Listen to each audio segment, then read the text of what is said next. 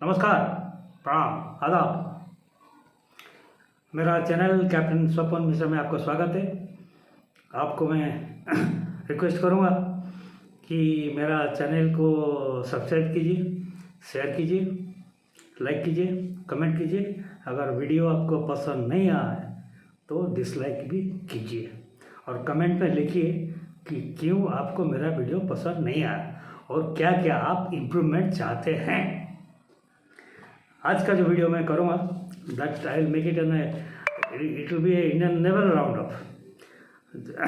आपको मैंने बताया कि मैंने इंडियन नेवी में सर्व किया, उसके बाद मर्चेंट नेवी में सर्व किया, इसलिए मैं जानता हूँ। जनरली जियो पॉलिटिक्स का पर ज़्यादा बात करता हूँ और ये जानता हूँ कि जैसे दुनिया घुमा हुआ हूँ तो जनरली मुझे पता है कि जगह पे क्या हो रहा है क्या नहीं है, कैसे चेंज होता है दुनिया, कैसे जियो पॉलिटिक्स चेंज होता है। हमारे 30-40 साल पहले क्या था, अभी क्या हो रहा है और आगे क्या होगा उसको प्रेडिक्ट करना हमारा काम है। लेकिन आज का जो वीडियो मैं बना रहा हूँ यह है इंडियन नेवल राउंड अप। इसमें थोड़ा एयरफोर्स के बारे में भी मैं जिक्र करूँगा, एयरफोर्स के बारे में जिक्र करूँगा थोड़ा सा, but generally I take this video on navy.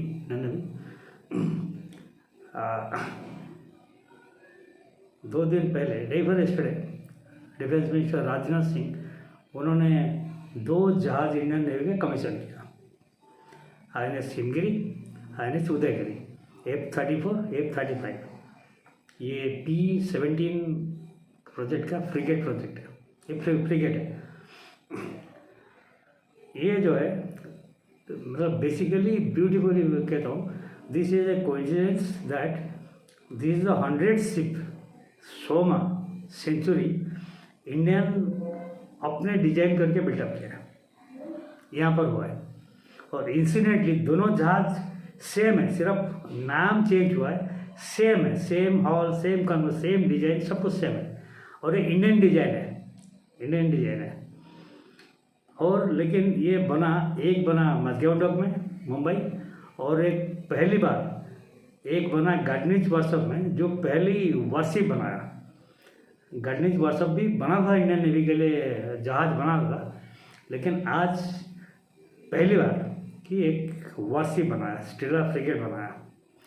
दोनों सेम है, मतलब साइमल्टेनियसली अगर एक को वहाँ पर बनाने के लिए छोड़ दिया और दूसरा अगर अल्टरनेटिव रेडी नहीं है तो टाइम वेस्ट होता है, तो दोनों को रेडी करके दोनों बना दिया, INS हिमगिरी, INS उदयगिरी।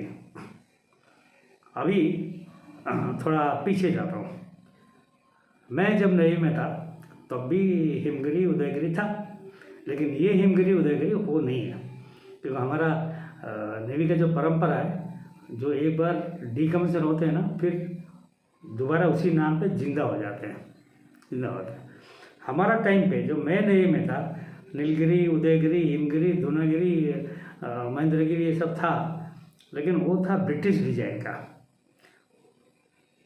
हम लोग बनाए, लेकिन वो ब्रिटिश डिजाइन लेके बनाए। लेकिन ये जो जहाज है अभी, जो P-17 का जो प्रोजेक्ट जो है, ये टोटली इंडियन डिजाइन है।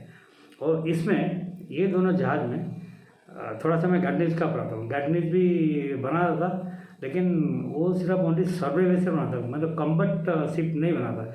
स्टेला कैपेसिटी रख के और जो डिफरेंट वेपनरी वगैरह में आऊँगा, इसके बारे में आऊँगा, उसको रख के नहीं बना था, ओनली सर्वे शिप। जैसे कि मेरा लास्ट शिप था INS Jamuna, southern level command में था, कमांड कमांडर था, तो उसमें वो जो जहाज गार्डनिज वर्ष में बना था, क्योंकि उसका जो I was the second logo, and उसका जब फर्स्ट 1 ईयर का बाद जो रिफिट होता है और टेस्टिंग वाला था, उस टाइम पर मैं था।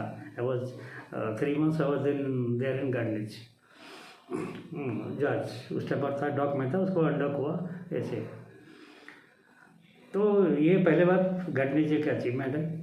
दूसरी बात मैं बताता हूँ, जस्ट मैं try to compare my time with this time. ये टाइम है पेपर आई कम। तो मेरा टाइम में शिप बिल्डिंग होता था तो ओनली मजगांव डॉक और गोवा शिपयार्ड, दोनों। अभी गटनीज भी वारशिप बनाना शुरू कर दिया। मध्यान्ह लोग तो सबमरीन बना रहे हैं, अभी सबमरीन ओनली मध्यान्ह में बन रहा है और कहीं नहीं बन रहा है। और कोचिन शिपयार्ड तो एयरक्राफ्ट कैरियर बना के दिखा दिया। ठीक है। और वाइजैक हिंदुस्तान शिपयार्ड वो भी धनाधन वारशिप बना के छोड़ रहा है। तो मेरा टाइम से ये टाइम काफ़ी बदल गया है एक्चुअली। जो आत्मनिर्भर योजना जो उसमें क्या काफ़ी प्राइवेट पार्टिसिपेंट भी आके पहुंच गए, जो सैटेलाइट कंपोनेंट्स वगैरह भी सप्लाई करते हैं।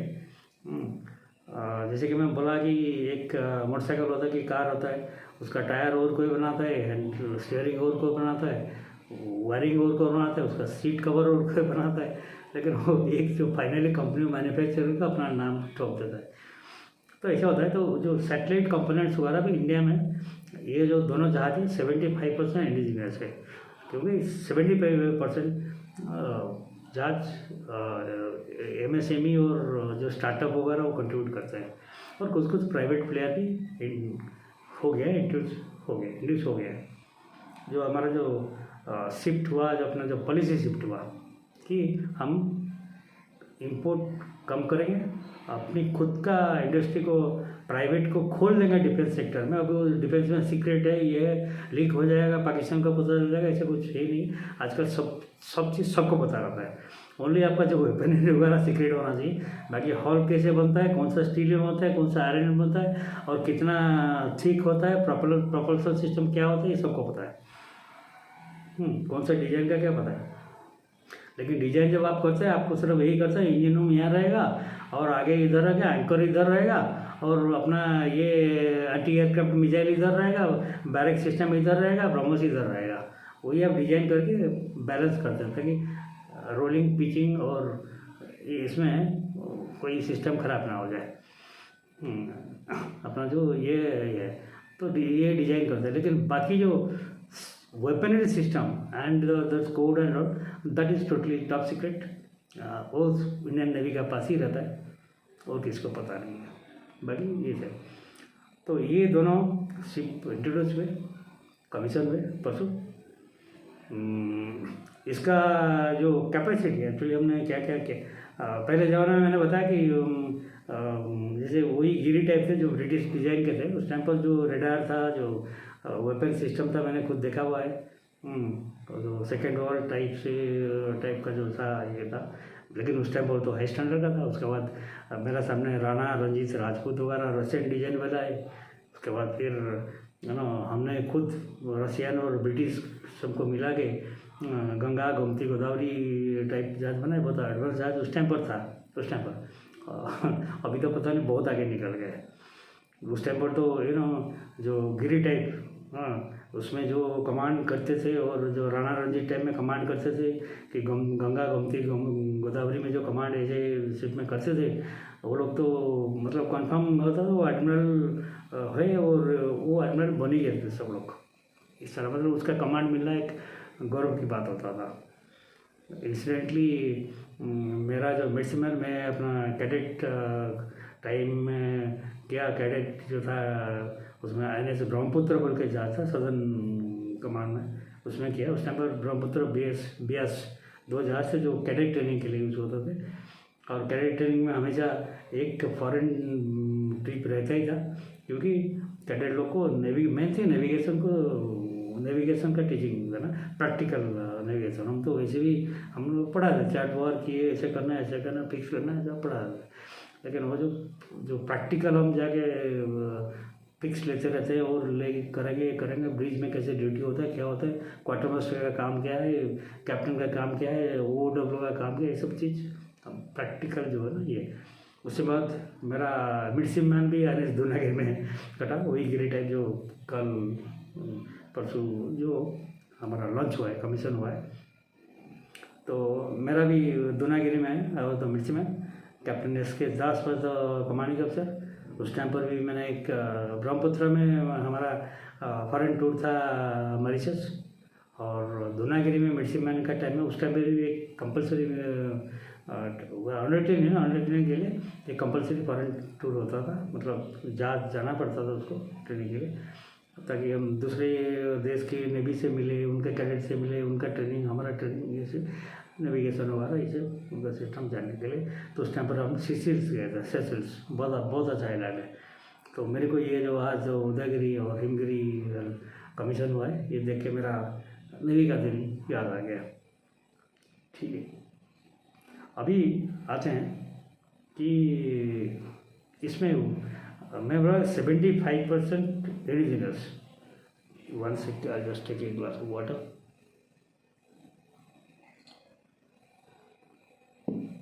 Yeah. 75% इंडिजिनस, बाकी 25% इंडिजिनस क्यों नहीं है? क्या इंडिया में कोई ऐसे ही स्टार्टअप वगैरह एमएसएमई नहीं है कि नहीं बना सकते? बिल्कुल बना सकते हैं, लेकिन जो 25% जनरली ये वेपनरी होता है एंड कुछ क्रिटिकल कंपोनेंट होता है, जिसके लिए हम एक परमानेंट एस्टेब्लिशमेंट मतलब इंडस्ट्री का सेट नहीं करते, क्योंकि ये चीज़ जो है ना हर दिन बदलता रहता है, हर वर्क स्ट्रैटेजी बदलता है, हर दिन, हर 5 साल में आप देखिए नया इनोवेशन होता है, नया वेपन सिस्टम आता है, नया सिस्टम आता है, ऐसा होता है। तो इसके लिए हम एक परमानेंट एस्टेब्लिशमेंट करेंगे और दूसरे बात वो टेक्नोलॉजी बदल जाएगा, फिर दूसरा बात वो और एक एस्टेब्लिश नहीं हो। तो इसके लिए कुछ इम्पोर्ट कंपोनेंट रहना चाहिए। दिस इज द 25% हुई इम्पोर्ट। अभी लेट्स सी, मैं लिस्ट बना गया हूँ, और ये जो कोई नेवी का सीक्रेट मैं नहीं बोलूँ, ये मैं डाटा जो इसे न्यूज़पेपर और जो वीडियोज़ वगैरह नेवी का वैसे भी नेवी का पर मैं खुद डॉक्यूमेंट्री कर चुका हूँ, आपने देखा होगा सब आने शिवाजी का ऊपर। तो ये मैं सब डाटा बाहर से कलेक्ट किया है, वो सब कोई सीक्रेट नहीं है, it is open in the public domain. हमारा basically let's come to the radar. हमारा जो पुराने नीलगिरी उदयगिरी में देखा होगा, एक हेलीकॉप्टर टाइप एक पूंछ निकलता था और रेडार घूमता था और हम लोग देखते थे वो पकड़ा। लेकिन अभी जो हमारा रेडार सिस्टम है ये है एमएफ स्टार रेडार सिस्टम।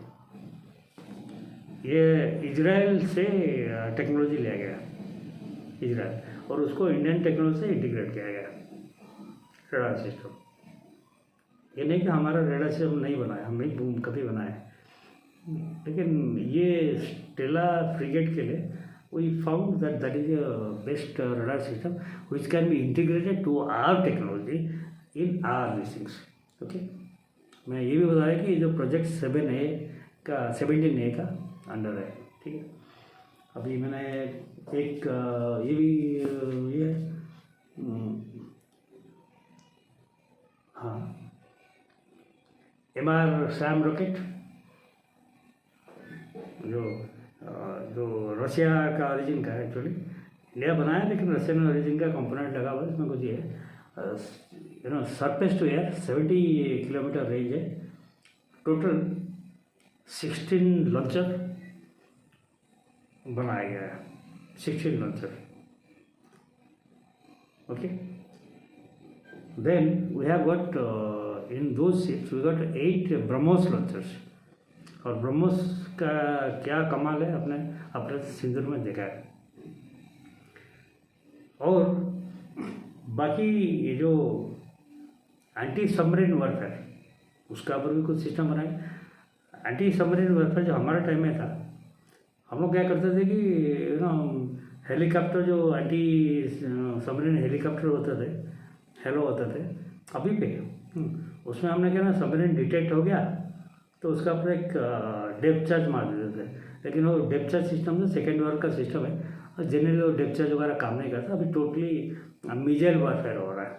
तो इसलिए हमने एक रशियन सिस्टम अडॉप्ट किया है, IBU 6000 सिस्टम है, रशियन सिस्टम। उसको हमने एंटी सबमरीन वारफेयर रखा, rocket system. Once submarine is detected तो this rocket can destroy that under water. ये है। और बाकी जो मेजर सिस्टम है उसमें और एक बता दो मैं, क्या मैं लिखा था, एडजस्ट कर, सोनार, जो सोनार सिस्टम, सोनार का मतलब ये जो जहाज़ का जो प्रपोल्सन सिस्टम जो इंडिया खुद का डिजाइन है, प्रपोल्सन सिस्टम खुद का डिजाइन है, हमारा खुद का डिजाइन है। ये ऐसा है कि जनरली जो मैग्नेटिक सिग्नेचर जो इंजन जब चलता है ना, तो उसका एक जो प्रपोल्सन सिस्टम होता है कि मैग्नेटिक सिग्नल जो छोड़ता है, जिसको एक सबमरीन का जो रडार टाइप जो है उनका जो इक्विपमेंट है, सोनार कहते हैं, वो कैप्चर कर लेता है। उसके बाद उसने वो डायरेक्शन वगैरह नाप के उनको पता है साउंड का जो स्पीड कितना होता है पानी का अंदर और कितना डिस्टेंस से कहाँ पर पोजीशन वगैरह रहते हैं। लेकिन ये दोनों जहाज जो है प्रपोल्सन सिस्टम ऐसा बनाया गया, वो कोई मैग्नेटिक जो सिग्नेचर नहीं छोड़ेगा, ये इंडिया का खुद का डिजाइन है। और बाकी नेक्स्ट आए कि वो है कि इंडिया अभी जर्मन का साथ एक 62,000 करोड़ का एक डील साइन किया है 6 सबमरीन के लिए, एसडीडब्ल्यू सबमरीन के लिए, क्योंकि हमारा जो फ्रांस का साथ जो स्कॉर्पियन सबमरीन का है तो लास्ट जो है ये निकल आएगा हमने सबमरीन में, उसका बारे में सबमरीन का ऊपर जो है मैं एक सेपरेट बना हुआ अपना जो सबमरीन एवोल्यूशन। लेकिन हमारा टाइम में जो सबमरीन था वो डीजो इलेक्ट्रिक था, it has to surface in 24 hours, ऊपर जाके स्नोटिंग करके ऊपर जाके उसको ऑक्सीजन एयर लेने का था, क्योंकि उनका बैटरी चार्ज करना है, बाकी ऑक्सीजन को ये करना है, लोग जो अंदर रहते हैं ना उनको सांस लेना है। धीरे धीरे वो डेवलप हुआ। जो न्यूक्लियर सबमरीन है उसको कोई ज़रूरत नहीं है, वो तो इनबिल्ट ही है। हमारे पास 2 न्यूक्लियर सबमरीन है, लेकिन उसको अफोर्ड करना ही करना नहीं है। तो हमने एक जो स्कॉर्पियन क्लास है, अभी जो एसडीडब्ल्यू जर्मन का साथ किया हुआ, उसमें जो बैटरी है, जैसे डीजो इलेक्ट्रिक में एक ही बैटरी था, उसमें 6 से 8 बैटरी वगैरह रहता है जो बैटरी चार्ज होता है। उसमें क्या ना एवरी डे 24 आवर्स में आपको ऊपर जाके एयर लेके नहीं करना पड़ता है, then you can sustain for a month together with all batteries will be producing दो थिंग्स। ये एक न्यूज़ है। दूसरा और इंडियन नेवी का ऊपर अभी एनएस कदमत एक पेडिया क्लास सबमरीन किलर उसको कहते हैं। हमारे टाइम भी कदमत था, किल्टन था, लेकिन अभी का कदमत किल्टन अलग है। लेकिन हमारा टाइम में था तो हम उसको तो जय भारत कहेंगे। हमारा नाम है, हमारा प्राइड है। इंडोनेशिया का टूर विजिट करके, गुडविल विजिट करके वापस आए। और एक जो हमारा टाइगर आईएनएस तमल, रसिया डिजाइन, रसिया में बनाया, रसिया से कमीशन हुआ, हमारा जो इक्विपमेंट वगैरह वहाँ ट्रांसपोर्ट हुआ, उसको वहाँ पर इंटीग्रेट किया। तो रसिया से वो निकल के पहले कुछ दिन पहले उन्होंने इटली में घुसा। इटली में उन्होंने इटली नेवी का साथ थोड़ा बहुत एक्सरसाइज वगैरह किया, 3 दिन रहा। उसके बाद अभी ग्रीस में गया, कल ग्रीस से निकला है, थोड़ा बहुत एक्सरसाइज करके निकला है। और रास्ते में कहाँ रुक के इंडिया में आएगा। That is goodwill and you can say goodwill और शो ऑफ स्ट्रेंथ। और ग्रीस में जाने का मेजर पर्पज है कि टर्की के साथ ग्रीस का बॉर्डर डिस्प्यूट चल रहा है। आपको याद होगा जब G7 का मीटिंग हुआ तो प्राइम मिनिस्टर मोजाम्बिक विजिट किए थे। छोटा सा कंट्री है, अराउंड 1.5 लाख लोग हैं, लेकिन उसका साथ भी ग्रीस का पंगा है। अभी देखना, ये जो ACO समिट के बाद शायद अगली ये विजिट में प्राइम मिनिस्टर ग्रीस ना चला जाए, टर्की को थोड़ा बेटे रुक जा, टर्की को थोड़ा साइड करने का। तो इसलिए नेवल शिप ग्रीस में जाकर आ गया तो टर्की का बॉर्डर तो अंदर नहीं हो जाए, लेकिन इंटरनेशनल वाटर में गया तो टर्की का बाजू में गया ना। टर्की में देखा साला क्या जा रहा है, साला क्या है। साला अगर लफड़ा करेगा इंडिया का साथ तो साला ये जहाज आकर हमको घुसाड़ देगा। तो ये है बात। यहीं पर मैं अपनी नहीं ख़त्म नहीं करूँगा। और थोड़ा सा जो नेवी का एयरफोर्स का बारे में बोला थोड़ा बात करूँगा बोल के। एयरफोर्स में MiG-21 मैंने बताया था पहले किसी वीडियो में, जब MiG-21 फिस्टो 2 स्क्वाड्रन बचे थे, उनका जो लास्ट उड़ान जो है MiG-21 का 2 दिन पहले राजस्थान का कोई ये में उड़ा है, उसके बाद तो फेज आउट हो जाएंगे। That will decommission MiG-21। ये पहले से क्यों ना काफ़ी चीज़ MiG-21 में काफ़ी एक्सीडेंट हुआ, MiG-21 जैगुआर, इसको करना चाहिए, मतलब डीकमिशन करना चाहिए।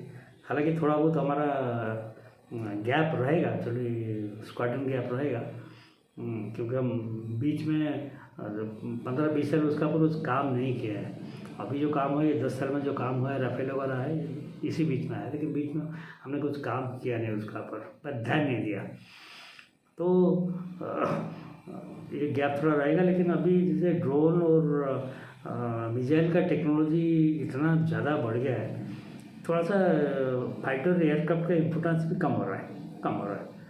मतलब एक्सट्रीम इमरजेंसी में फाइटर एयरक्राफ्ट यूज़ करेंगे, बिकॉज अगर कुछ हुआ तो एक पायलट हम यूज़ करेंगे, इसलिए वो कम हो गया। हम थोड़ा ड्रोन और मिसाइल का पर ज़्यादा ध्यान दे रहे हैं, लेकिन फिर भी हमको एयरफोर्स का गैप मेंटेन करना पड़ेगा। ये जो हमें फ्रांस का कंपनी सैफ्रॉन है, उन्होंने का साथ इंडिया का एक एग्रीमेंट साइन हुआ है कि उन्होंने एग्री हुआ है कि ट्रांसफ़र ऑफ टेक्नोलॉजी के साथ उन्होंने तेजस Mark 1 के लिए इंजन भी इंडिया में बनाएंगे। और दूसरी बात है कि जो AMCA प्रोजेक्ट है 5th जनरेशन, उसके लिए भी इंडिया फ्रांस दोनों मिलकर काम करेंगे, डेवलप करेंगे, जो कि वो दूसरा एक बार दोनों मिलकर डेवलप किए तो खाली इंडिया के लिए नहीं ना, फ्रांस का भी काम में लगेगा।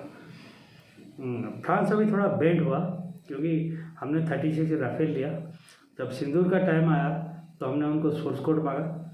सोर्स कोड में क्या होता है ना, सोर्स कोड में होना चाहिए अपनी वो जो एयरक्राफ्ट को हम अपनी ये में मॉड्यूलेट कर सकते हैं, मतलब अपनी तरीके से बना सकते हैं, अपना एयर डिफेंस सिस्टम के साथ इंटीग्रेट कर सकते हैं, काफ़ी चीज़ कर सकते हैं। अपनी जो वहाँ पर जो मिसाइल सिस्टम जो हम फिट किए उसको चेंज करके ये मिसाइल सिस्टम लगा सकते हैं।